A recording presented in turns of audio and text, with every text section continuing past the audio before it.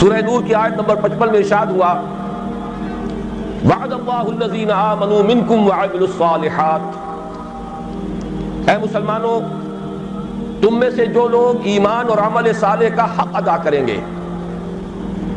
میں یہیں رک کر اللہ سے دعا کر رہا ہوں، آپ آمین کہیے، اللہم ربنا اجعلنا منہم، اے اللہ ہمیں ان میں داخل فرما، ان میں شامل فرما جو ایمان اور عمل صالح کا حق ادا کریں۔ ارشاد ہوتا ہے کہ تم میں سے جو لوگ ایمان اور عمل صالح کا حق ادا کریں گے، اللہ کا ان سے پختہ وعدہ کہ انہیں لازماً زمین کی خلافت عطا فرمائے گا،